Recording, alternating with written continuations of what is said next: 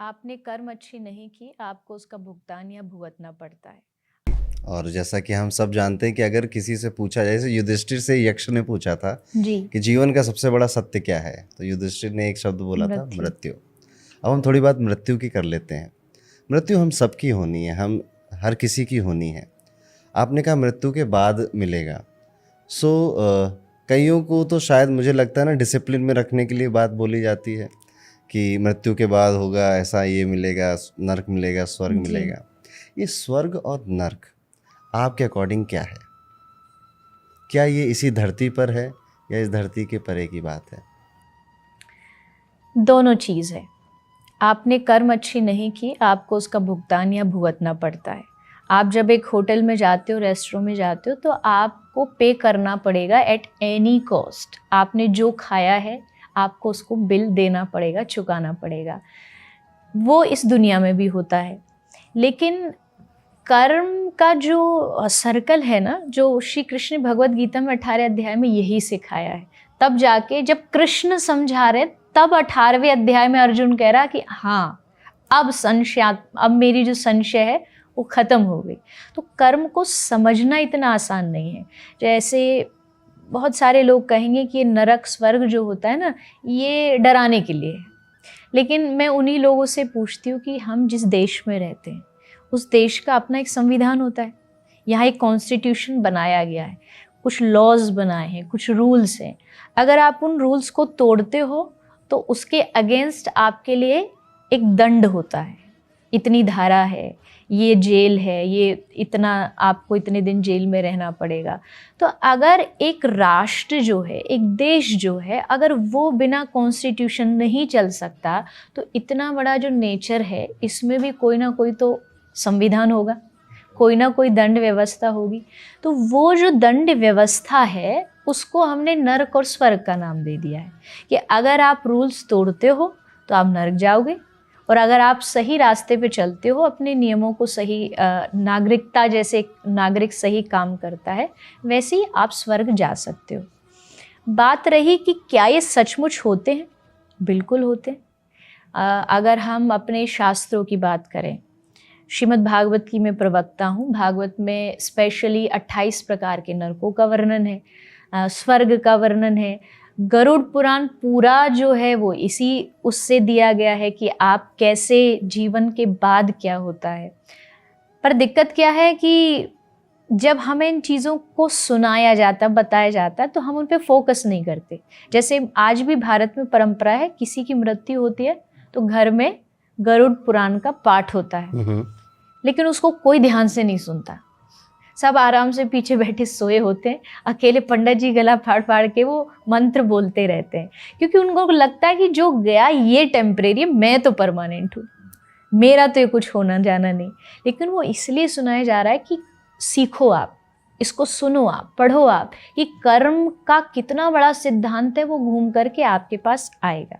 तो मुझे लगता है कि इसमें कभी भी, और खास के आज के यूथ को कभी नहीं सोचना चाहिए कि ये बनी बनाई बातें। ये दंड व्यवस्था है, जैसे एक देश की होती है, जैसे एक राज्य की होती है, वैसे प्रकृति की दंड व्यवस्था का नाम नर्क। आपने चित्रलेखा जी, कहीं कुछ ऐसा मेंशन है कि जब इंसान की मृत्यु हो रही होती है उसमें क्या होता है? क्या यमराज बैल पे बैठकर, सॉरी, भैंसे पे बैठकर आते हैं? जी। ऐसा कुछ होता है? ये डिपेंड करता है कि आपके कर्म कैसे हैं। हम भागवत जी में एक कथा सुनाते हैं, अजामिल चरित्र।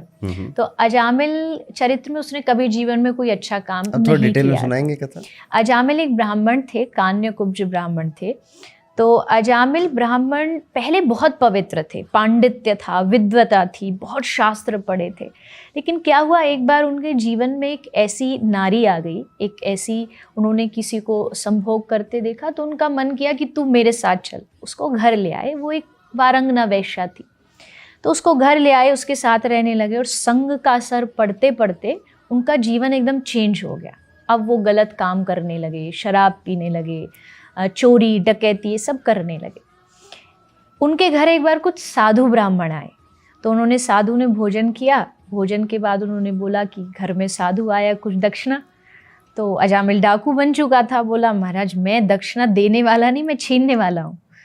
तो साधुओं ने कहा अच्छा एक काम करो, तुम्हारी जो पत्नी है वो गर्भवती है, हम दिव्य दृष्टि से देख सकते हैं उसको बेटा होगा, तुम कुछ मत करो, उसका नाम नारायण रख दो। उसने वो बात मान ली और उसने बेटे का नाम नारायण रख दिया। अब हुआ क्या, हमारे शास्त्र कहते भगवान का नाम भाई कुभाय अनखालशु, नाम जपत मंगल दिशि दशु।